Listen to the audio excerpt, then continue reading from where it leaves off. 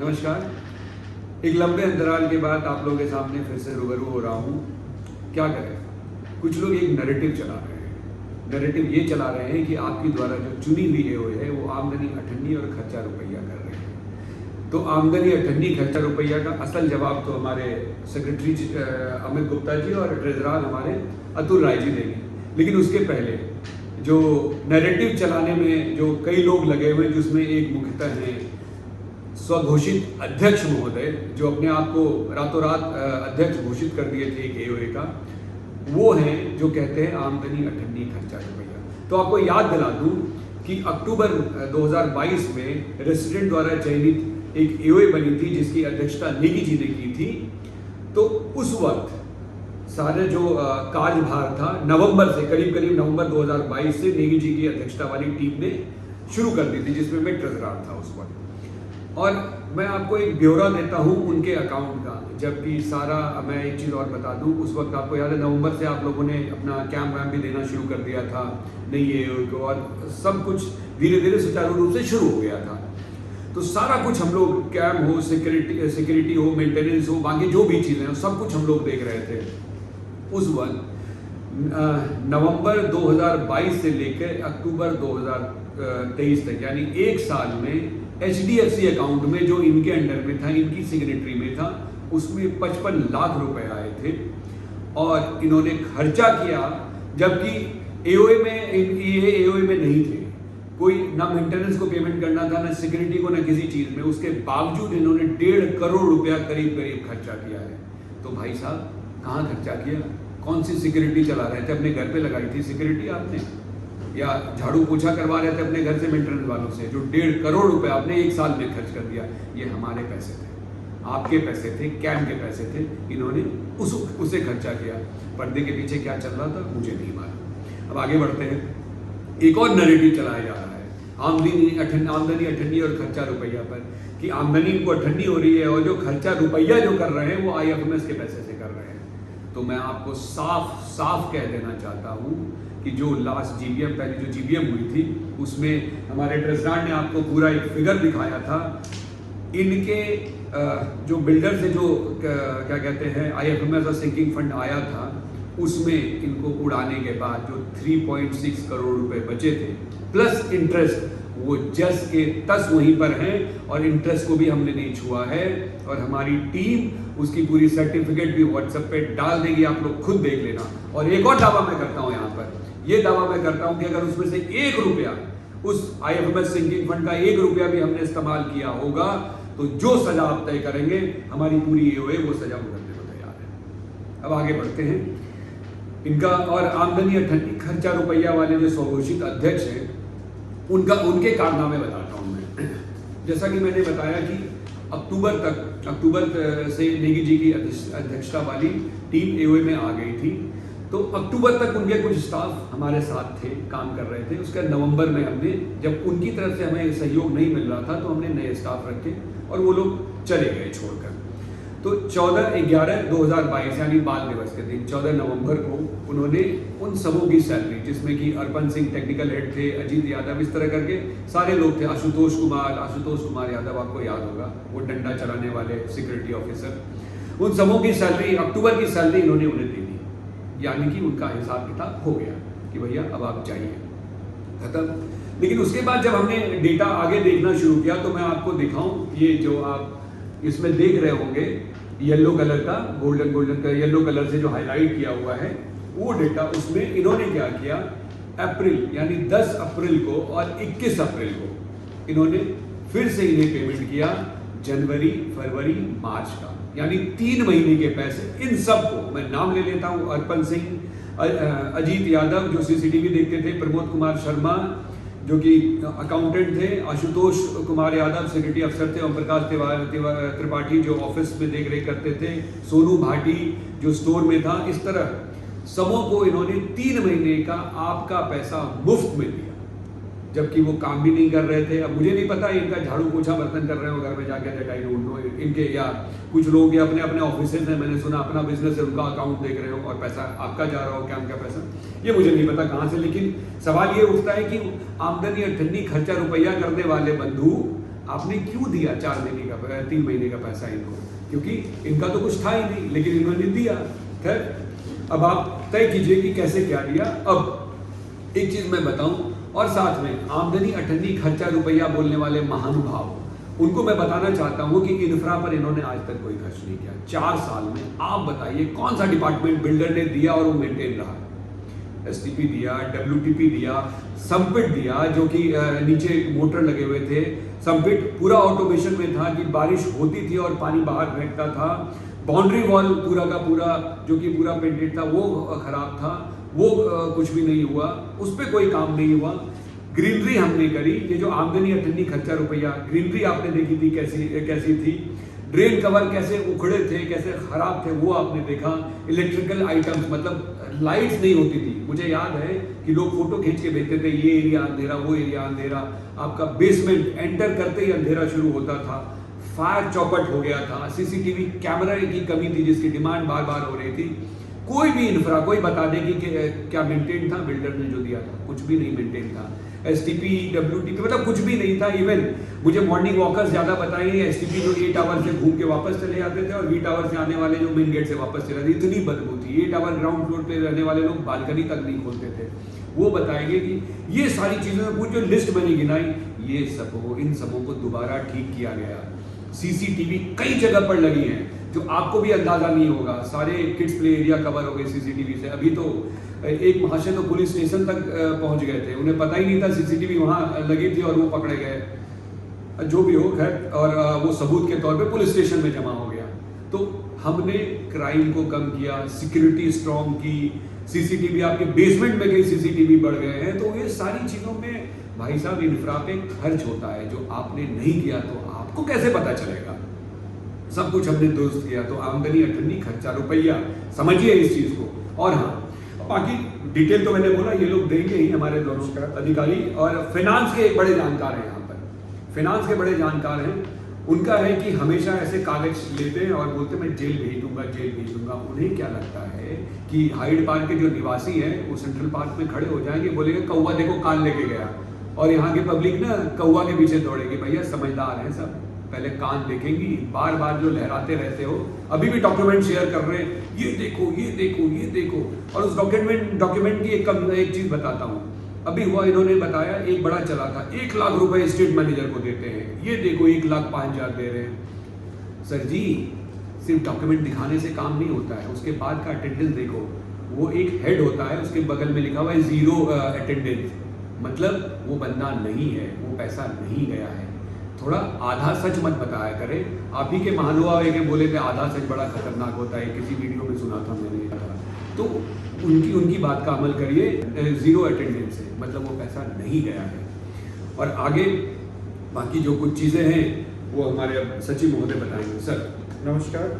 जब हम लोग आए थे दिसंबर 22 2023 में हमारी जो रजिस्टर हुई डिप्टी जनवरी 12 या 13 के अराउंड हमको अकाउंट के एक्सेस मिले, तो हमको एक देनदारी दी गई, जिसको मोटा मोटा मैं बताता हूँ कि हमने किस किस को पे किया। लगभग 1 करोड़ 60 लाख रुपए तो हमने वो देनदारी निपटाई, जो कि आपके सितंबर, अक्टूबर, नवंबर, दिसंबर, जनवरी तक की थी।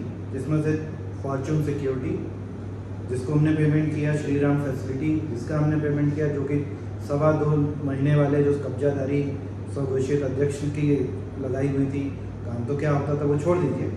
उसके अलावा 22 और 23 में जो वॉच वाइट, MSI, इनका भी हमने पेमेंट किया, जिनकी सैलरी बची हुई थी सबको पेमेंट किया। वाटर टैंकर्स के बिल बचे हुए थे जो पिछले साल कई बार आए थे, वो भी। लीगल एक्सपेंसेस और तो और छोड़िए, जो जिन्होंने रातों रात चेंज कर दिया पूरे मीटरिंग सिस्टम के लिए डुअल स्मार्ट, उसको क्वार्टरली पेमेंट होता है एडवांस में, जो कि अक्टूबर, नवंबर, दिसंबर में हुआ ही नहीं था। हमने वो भी दिया। फिर जनवरी में हमें और देना पड़ा क्योंकि भाई दूसरा क्वार्टर आ गया था। वाटर के बिल्स हमारे पूरे 2 साल के बाकी थे, हमने पे किया। हमारी देनदारी लगभग 1 करोड़ 60 लाख का हमने दिया। इसके अलावा 22 लाख के आसपास इन्होंने और हमको बिल दिए थे, जिसमें से भी हमने जो जेन्युइन हमें मिला खर्चा हमने पे किया। अब इसमें आप एक चीज़ देखिए, ये बताया जाता है कि देखिए हमारी संचेती जी की एक रिपोर्ट थी फॉरेंसिक ऑडिट की, जो रातों रात होके ख़त्म भी हो गई, पता भी नहीं चला। अगर पता चलता तो शायद जैसे हमने बताया सबको, हम सब उसी वक्त से शुरू करते, बहुत सारी चीज़ें शुरू करते। उसमें उन्होंने साफ साफ मेंशन किया हुआ है, अगर ये आपको दिख रहा होगा हम शेयर भी करेंगे ये डेटा, कि 32 लाख रुपए प्रति माह में इसका पूरा स्कोप था। सिक्योरिटी, मेंटेनेंस, क्लीनिंग वगैरह सब कुछ चीज़ें उसी में थी।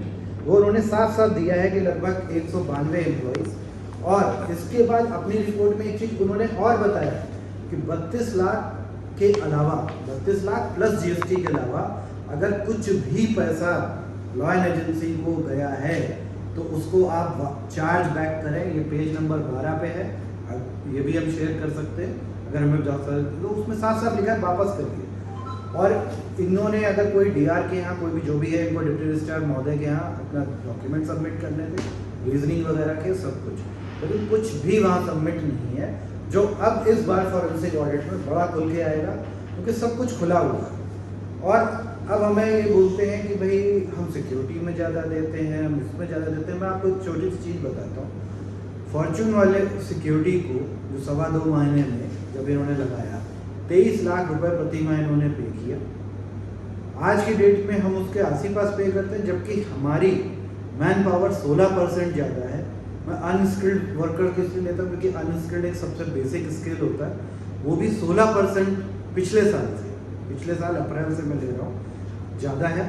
अगर हम इन सारी चीज़ों को कंसीडर करें, इसके अलावा भी आप देखें कि हमने गेट नंबर 2 जो कि 24/7 ऑपरेशनल किया, क्योंकि टावर एल से लेके और यू तक अगर किसी को आना होता था तो 11 बजे रात में पूरा 1 किलोमीटर चक्कर लगा के आता था, और जिसमें हमारा नेशनल लॉस भी होता था और निवासियों के तो पैसे का लॉस होता ही था, क्योंकि जो भी ये फ्यूल्स हैं ये सब इम्पोर्ट होते हैं।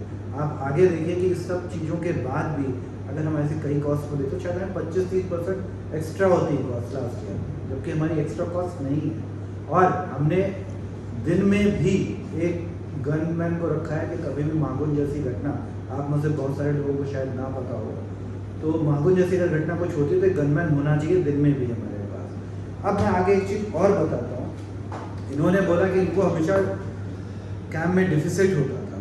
अब आप देखिए गुरु शिष्य, जब आपसे कई लोगों ने बताया गुरु शिष्य, जब दोनों लोगों में कोई लड़ाई नहीं थी, जब बिल्डर से पैसा आना आया ही था, तो इन्होंने सबको बताया कि भाई साहब हमें तो प्रॉफिट हो रहा है कैंप में, हम आपको 1 महीने का कैंप का वेवर दे रहे हैं। अगर आप सबको, जितने भी लोग अक्टूबर 21 में होंगे, जिनका सितंबर 21 तक पेमेंट था, मैं उन्हीं का स्वघोषित महोदय का ही दिखा देता हूँ पहले। 1 अक्टूबर 21 को, ये भी हम शेयर करेंगे, इन्होंने सबको वेवर दिया है। यानी कि अगर हम इन्हीं की बात माने, कमर्शियल और ये रेजिडेंशियल लेके लगभग 70 से 72 लाख रुपए का इन्होंने वेवर दिया। बहुत अच्छी बात है, वेवर दिया आपने, और ये बोल के दिया कि आप प्रॉफिट में। आज आप बोल रहे हो कि हम घाटे में थे, इसलिए हमने IFMS सिंकिंग फंड बढ़ा दिया। जी आप देखिए कॉन्ट्राडिक्टरी कितनी है बातें। आप एक तरफ दे रहे हो, दिया क्यों था? क्योंकि आप 3 सीट का बड़ा ही कलंकित चुनाव कराने जा रहे थे। चुनाव तो कराना था, उस वक्त गुरु शिष्य दोनों हैंड से क्लब थे। लड़ाई तो बाद में हुई, कैसे हुई वो हमें नहीं पता, उस पर ये लोग जाने। आज आप बोलते हो उनका फैसला था, 2022 में उनका फैसला, तो आप मानने को तैयार नहीं थे। SDM से लेकर सब तरफ दौड़ रहे थे, जबकि बायलॉज के अकॉर्डिंग अगर तब भी क्लॉज 19 था, आज भी है और हमेशा रहेगा जब तक आगे इसमें अमेंडमेंट नहीं होगी। तब आप सब चीज़ें उन पर डाल के आप बच नहीं सकते, क्योंकि तब आपने सुविधाजनक 3 सीटें जीतने के लिए ये करा था और लोगों को बताया भी था, अगर आप मुझे याद हो, कि हम हैं तो देखिए हम इतना कर रहे हैं, ये कर रहे हैं, और लोगों को प्रॉफिट हो रहा है। आज आप बोल रहे हैं घाटा होता था, कुछ नहीं है। IFMS सिंकिंग फंड में आज भी जो 3.63 करोड़ रुपए SDFC में था वो सुरक्षित है इंटरेस्ट के साथ। इसके अलावा 25 लाख रुपए हम लेके आए थे बिल्डर से विगत वर्ष, वो भी अभी सुरक्षित है FD के रूप में, और उसका इंटरेस्ट भी एज इट इज है। अभी तो सुजीत जी ने आपको जो भी कार्य बताए, ये बड़े मतलब ऐसे बोलते हैं मेजर पॉइंट्स आपको बताए कि एक डिटेल हमने क्या किया है कैम्प से। जैसे एक मिडिल क्लास अपने घर को चलाता है, एक खर्च को देखते हुए, यहाँ मैं बचाऊँ, यहाँ बचाऊँ, ऐसे करके हमने कितना किया। इसकी तो बहुत लंबी लिस्ट है जो हम अलग से आपको देंगे, तो सिर्फ मेन पॉइंट्स है। अब आप देखिए कि IFMS और सिंकिंग फंड में किस तरीके से घपला किया गया या जो भी गायब किया गया। अतुल जी एक छोटी सी चीज़ और मैं बता देना चाहता हूँ कि सवा दो महीने की जो AOA थी वो रह गई थी। मैं बस एक बार शेयर कर देता हूँ। जब नेगी जी की अध्यक्षता वाली टीम थी, यानी कि अक्टूबर, नवंबर और दिसंबर के कुछ दिन, उसके बाद चुनाव हो गया और हम लोग आ गए। उस बीच में इन्होंने उस सवा दो महीने में खर्च किए हैं 1,68,00,000 रुपए के आसपास, यानी 1,70 के आसपास इन्होंने खर्च कर दिए। स्वघोषित अध्यक्ष महोदय जी जो थे उन्होंने खर्च किए, यानी कि आमदनी अठन्नी खर्चा रुपया की बात करने वाले 55 से 60 इनके मुंह से कहना है कि आता था पैसा, और उसमें एक पैसा नहीं आया था, फिर भी 80 से 85 लाख रुपए पर मंथ इनका खर्चा हुआ था उस सवा दो के महीने। उसमें आप देख लीजिए, आप खुद ही सोचिए, आमदनी अठन्नी खर्चा रुपया करने वाले अपने गिरेबान में नहीं झांकते, सिर्फ आरोप लगाते हैं। हाँ सर, नमस्कार। तो सारी कहानी जो लोगों ने बता दी, जो नेगेटिव वाली थी, जो कि व्हाट्सएप पे चल रही है बहुत दिनों से। हम लोग का नाम बोल्ड में, जो पोस्ट होल्डर है उनको बोल्ड में नाम लिख के और मैसेजेस फ्लोट किए जा रहे हैं। हमारे मेंबर्स के नाम को टैग कर करके सवाल पूछे जा रहे हैं। उसके साथ हमारे जितने भी सहयोगी लोग हैं जो AOA में हेल्प करते हैं, हेल्पिंग हैंड्स, उनके ऊपर भद्दे भद्दे आरोप लगाए जा रहे हैं। उनके घर के बारे में टिप्पणियाँ की जा रही हैं, मेरे घर के बारे में टिप्पणियाँ की जा रही हैं कि AC घर में लगवा दिया, ब्ला ब्ला, जो भी है उसका भी मैंने जवाब दे दिया था। तो politics has gone to its dirtiest level now, और अभी चलेगा, ये 2-3 महीने चलेगा, तो लेट्स सी। बट हमारी कोशिश रहेगी कि हर बात का जवाब थोड़े थोड़े दिनों पे आके आप लोगों को देते रहें। तो रही बात IFMS की, तो ये डेटा हमने पहले GBM में ही शेयर किया था, और GBM आने से पहले एक नैरेटिव बनाया गया था कि IFMS का डेटा छुपाया जा रहा है, ये लोग जाके पुराने AOA से मिल गए हैं, ब्ला ब्ला, ये सारी चीज़ें व्हाट्सएप पे चल रही थी।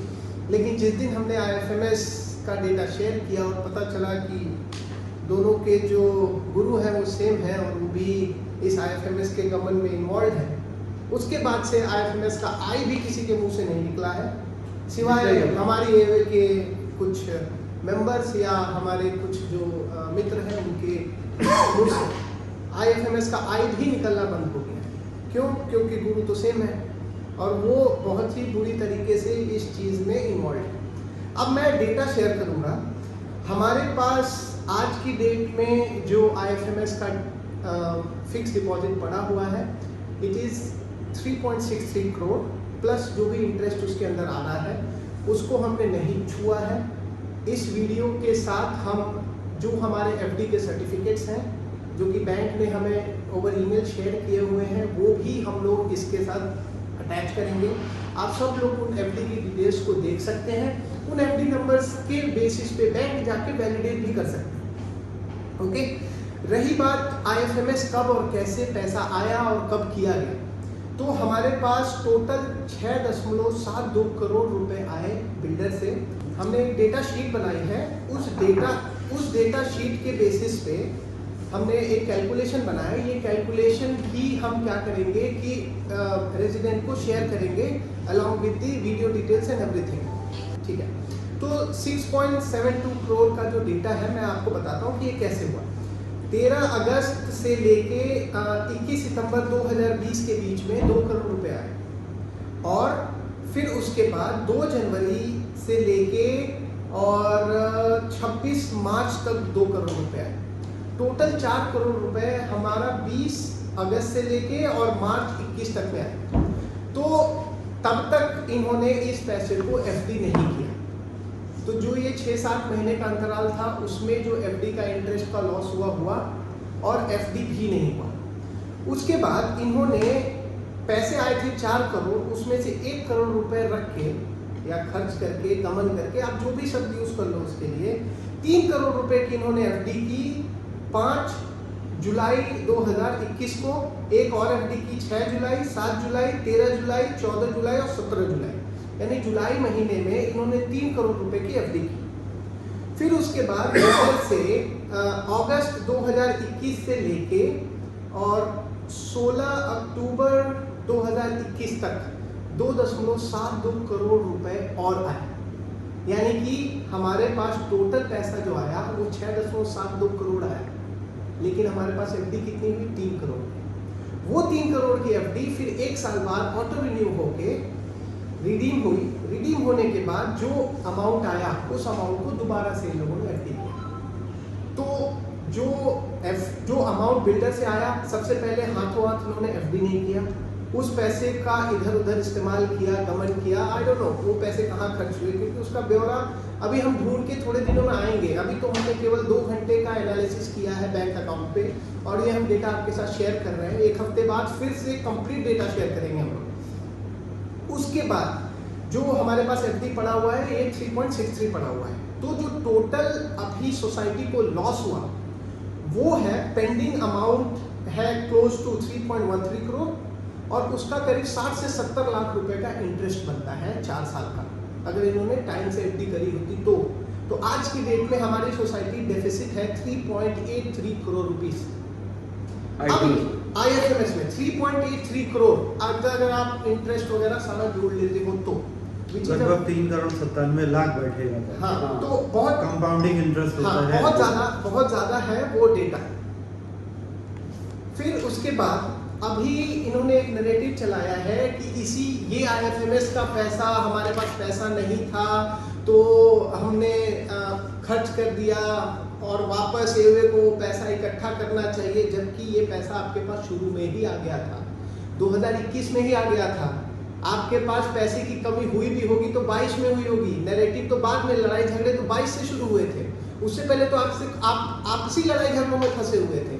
सोसाइटी का कोई भी बंदा आपसे लड़ाई करने को रेडी नहीं था, सब आराम से सब कुछ चल रहा था।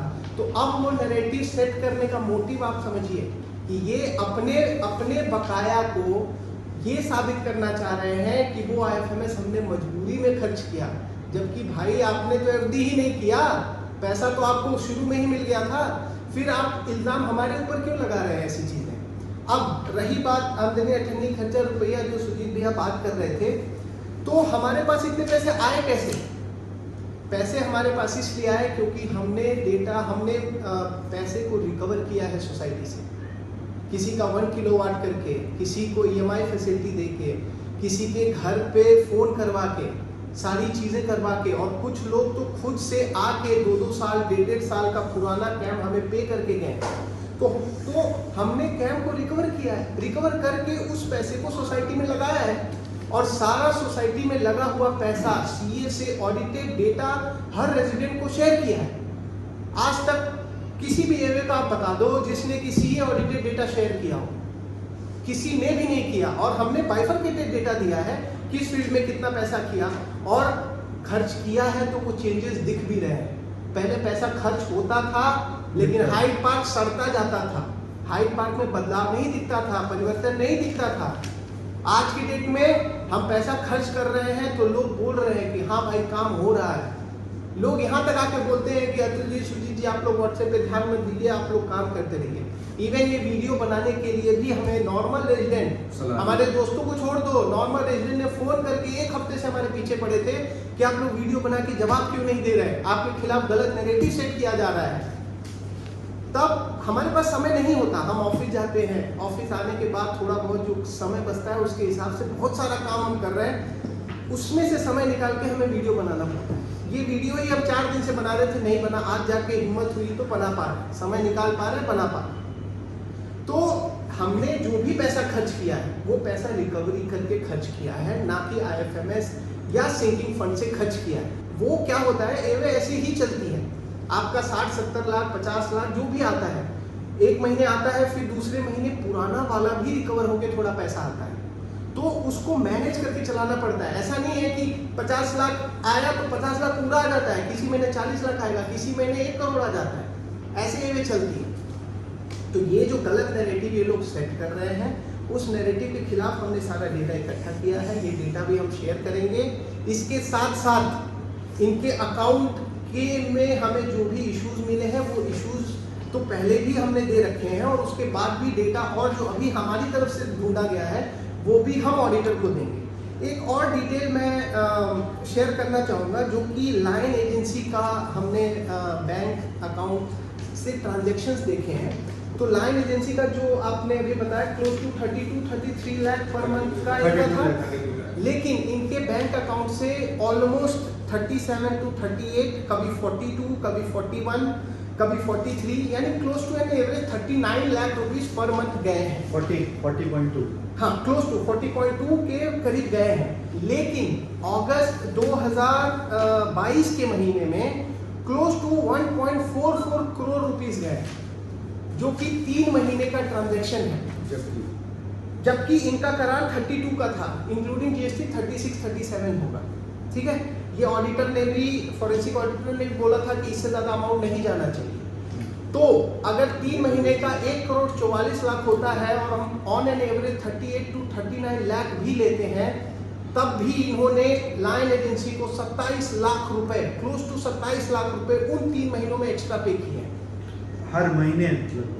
तो क्लोज टू 27 लाख रुपए, अगर 3 महीने का हिसाब कर लूँ तो 9 लाख रुपए एक्स्ट्रा पे किए हैं। अभी तो और भी जो एजेंसियां इन्होंने 1-2 साल में रखी थी, उनका भी डेटा हम जल्दी शेयर करेंगे। अभी फिलहाल लायन का तो हमने आपको शेयर कर दिया कि इन्होंने नेगी जी की जब एवे थी उस टाइम पे इन्होंने 50 लाख लाए और क्लोज टू 1.3-1.4 करोड़ खर्चा किए। वहाँ पे 70-80 लाख का गमन है। उसके बाद यहाँ पे 27 लाख का गमन है। उसके बाद IFMS का क्लोज टू 3.83 का गमन है। अगर इन सबको जोड़ा जाए तो 4 करोड़ ये, 27 लाख ये और 80 लाख वो, it's close to 6 crore rupees. 2 साल में, 2 साल के कार्यकाल में इन्होंने 6 करोड़ रुपए गमन कर दिए सोसाइटी के। और आज की डेट में जबकि हम, और इनकी ड्यूरेशन में कुछ काम भी नहीं हुआ, रातों रात सारा का सारा रातों रात हैंडओवर कर दिया बिल्डर से। अभी और भी बहुत सारी चीज़ें हम बिल्डर से मिल रहे हैं, तो बिल्डर के जो एम्प्लॉयज़ हैं उनके थ्रू पता चल रहा है। हम जनता को रूबरू होंगे तो वो सारा डेटा भी हम शेयर करेंगे। दूसरी चीज़ जाते जाते आपको बताना चाहते हैं, भले ही वो कितना भी हाइड पार्क में इंफ्रास्ट्रक्चर को सही होने के लिए या विकास के काम को रोकने के लिए कितनी कोशिश कर ले, हम लोग वो नहीं रोकेंगे, हम लोग उसको पूरा करेंगे। हमने वादा किया था आप सबसे, अपने आप से भी, कि हम हर एक चीज़ को दुरुस्त करेंगे, परफेक्टली सही करेंगे और हम उसकी दिशा में ही आगे बढ़ रहे हैं और वो काम करते ही जाएंगे। क्योंकि इनका काम तो यही है, इनको काम पे बात नहीं करनी है, इनको IFMS सिंकिंग फंड पे बात नहीं करनी है, इनको इन्हीं चीज़ों पे हमें उलझाए रखना है और नैरेटिव नेगेटिव सेट करके रखना है कि भाई हम खर्चा ज़्यादा खर्चा अरे आप संभाल के रखते तब हम करवाते तो खर्चा होता। आपने क्या संभालवा के रखा? कुछ नहीं। और हम सही करवाते चले जाएंगे, आप खुद ही देख रहे होंगे, इसके साक्षी बनेंगे कि हर चीज़ सही होती जा रही है। आप बेसमेंट में जाते होंगे, आप बेसमेंट के बाद ग्राउंड पर जाएंगे, अपने टावर में जाएंगे या आप बाउंड्री के पास कहीं भी देखेंगे, हर चीज़ सही करेंगे और इनकी इस बात की हम परवाह बिल्कुल नहीं करेंगे कि नेगेटिव नैरेटिव के मास्टर है। आपको इसके लिए हम आश्वस्त करें। चलिए, अब जो भी था सब हमारे सचिव महोदय ने फिनांस का बहुत क्लियर आमदनी अठन्नी खर्चा रुपये का ब्यौरा दे दिया।